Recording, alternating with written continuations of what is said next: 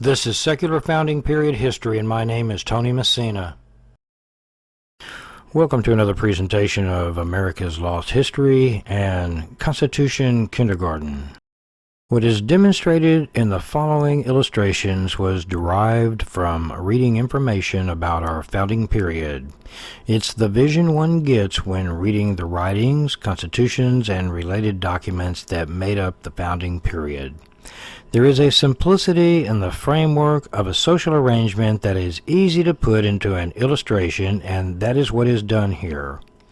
If you follow the sequence of pages, you can see what my interpretation of this information looks like in an illustrated presentation. And we'll start right here. We're going to talk constitutional language using three basic symbols and a number of illustrations to convey this social arrangement. This is as simple as a box of Tinker Toys. We have a rectangle, a triangle, and a circle. Here we see the symbols and names that will be configured into a social arrangement for use in the following illustrations. We have the government will be in a rectangle, the Constitution represented by the triangle, and the individual represented by the circle. And let me add here that we see the only two franchises of the state. It's the government and the individual, okay? These are the only two franchises of the state. You don't see a corporation here. You don't see a group here. You don't see any other construction here. You see two symbols, the government and the individual, and that's what's representative as the only two franchises of the state. Corporations are not a franchise. The individual. First and most importantly, all rights and powers, all of them, originate with, are inherent to, and reside in the individual. As an indivisible attribute one has in common with his fellow members of the society of the whole. This carries with it no collective value. The more individuals grouped together does not translate into any kind of or any greater form of rights and powers. Grouping together changes nothing when it comes to rights and powers, as they are always to the individual. Groups exist on the basis of privilege. It is a privilege for a corporation to exist, and they are beholden to the people directly. You are born with and carry with you all throughout your life all the rights and powers that can ever exist. Rights and powers are reduced to the individual, and all individuals in the state have the same rights and powers as the other, none greater or lesser than another. The government. Next, the individuals, by majority rule, found a government by adopting a constitution, which is a legally binding agreement among men made up of granted powers. Government powers are constitutionally granted powers by a majority of the people. The government has absolutely no rights, as the government is not an individual with inherent rights. The government is an agency that works on behalf of the individuals, and it is made up of the individuals whom possess inherent rights. Rights are not something a government can have, exercise, or possess. Rather, the government exists as a creation of granted powers in the form of a legally binding and adopted constitution. From here, a body of constitutionally elected and appointed officials assume their government offices and exclusively work on behalf of the society of the whole, to whom they are obligated, as we will now see in the following illustrations. The Constitution. finally, we have the Constitution. A constitution is an agreement among men, but more precisely, it's a legally binding agreement among men. It's also a corporation, as the federal Constitution is often referred to as a corporation in founding period documents. This document contains all the legally oriented information that we live by, designed to make our democracy workable and sustainable. And more important to point out, a constitution is purely a grant of powers transferred from the people of whom powers reside in to begin with, and these powers are given to the government officials in the form of a constitution.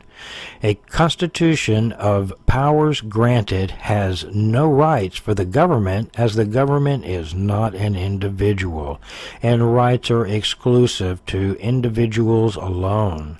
The government possesses the authority to execute the powers granted to it, not rights. And what you see put together here is the framework of a direct democracy. This is about as small as a democracy can get, where you still can have majority rule. We have an image of what would be the government, an image of what would be the Constitution that binds the people and the individual to the government, and then we have the individual.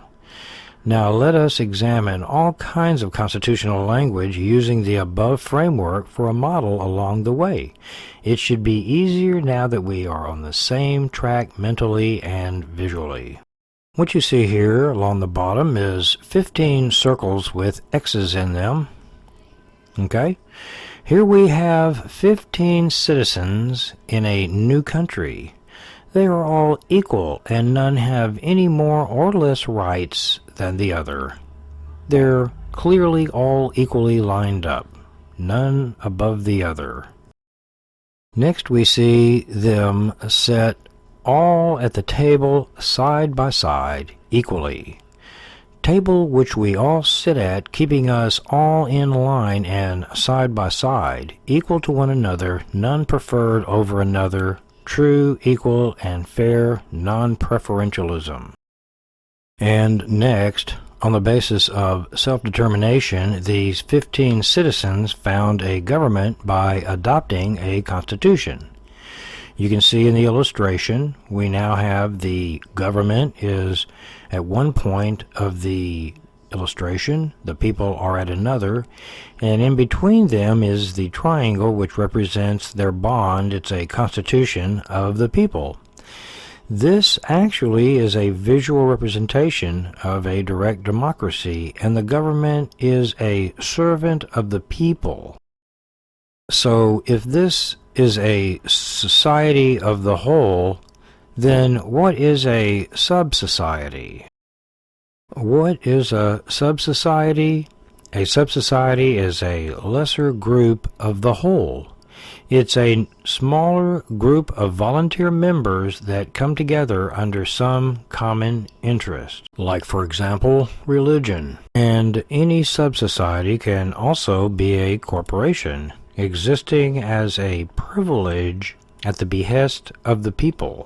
As a privilege and not as a right or a power, sub-societies exist within the society of the whole and are any group composed of volunteer members such as sports leagues, women's sewing circles, the Masons, religious groups, political parties, some secret and private, some open and public. All sub-societies have their own rules and regulations for their all-volunteer members. Some are incorporated with the state and some are not. All of these are represented as a lesser than the whole, meaning that groups have no rights or powers. Okay, now let's talk church and state. In this country, 3 of the citizens are Anglicans, and they come together under a common interest to worship together. So you can see in this illustration, 3 of the 15 citizens have voluntarily become Anglicans, the Anglican Church. The other members in society are no better off or less off, and the Anglican adherents are no better off or less off. They're still all together at the same table, at the same level. None have special rights, powers, or privileges or immunities above the other. They are all still equal at this moment. In this state, we have 4 different churches with 3 members each. These churches belong to the people, and the state has no interest in them so long as they do not disturb the public peace, and they are all equal, none in preference to another.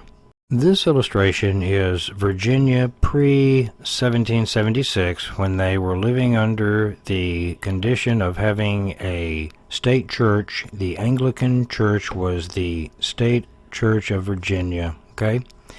In Virginia, the Episcopal, which is the same as the Anglican, the Episcopal Church was the established church of the state.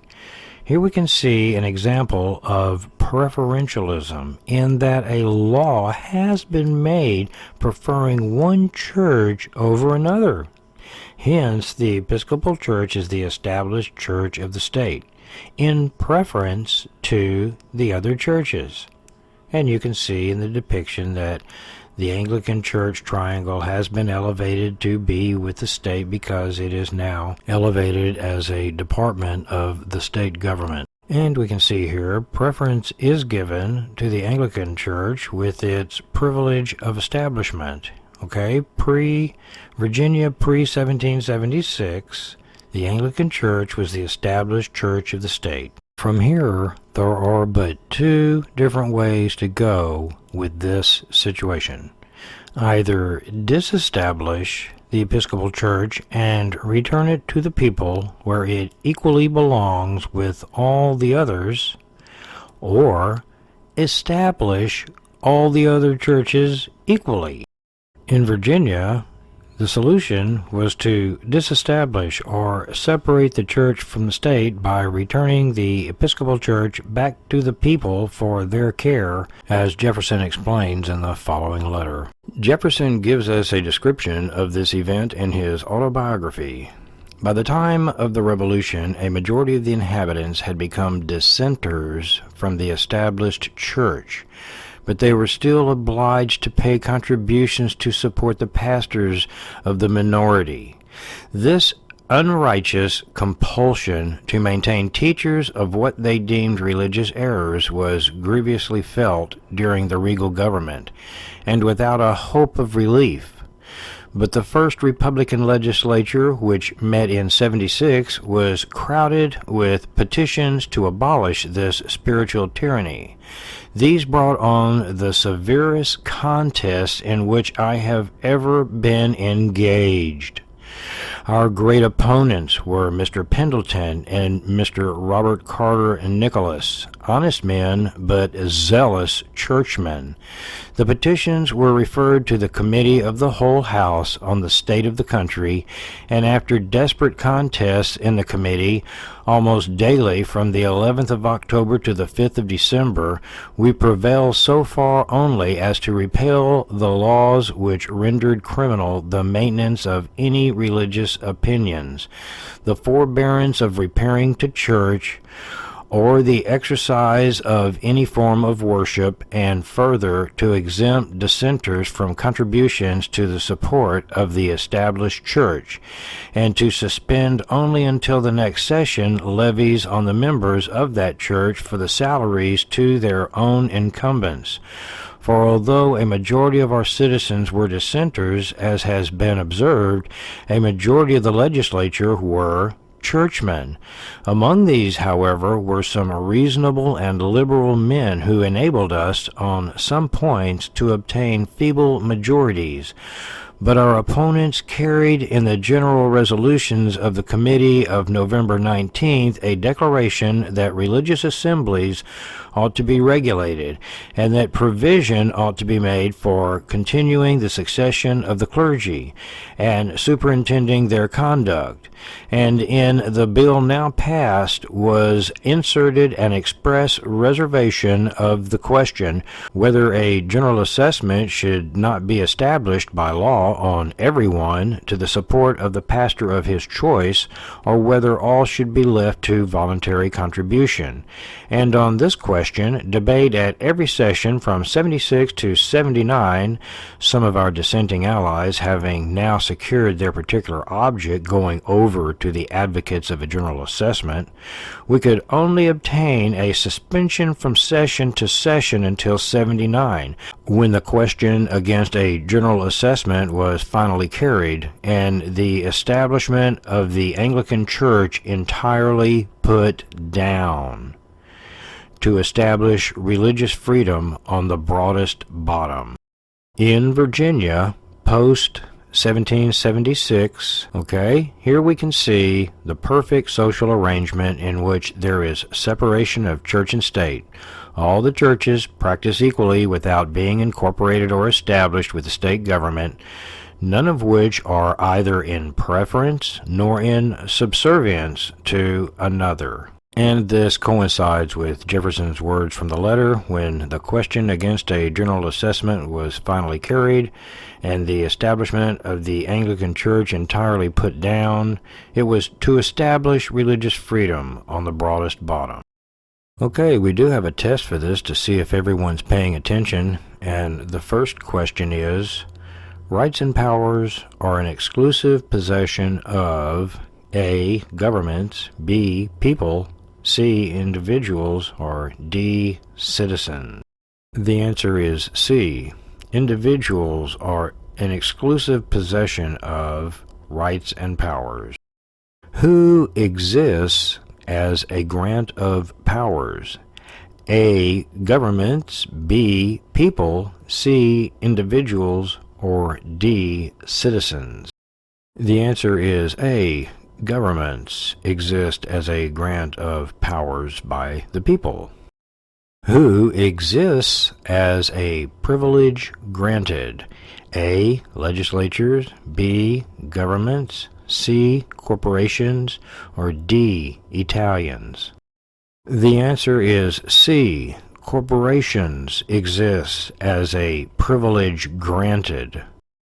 Governments are A. sanitized slavery, B. dictators, C. servants of the people, or D. socialism? And the answer is C. servants of the people. Governments are servants of the people.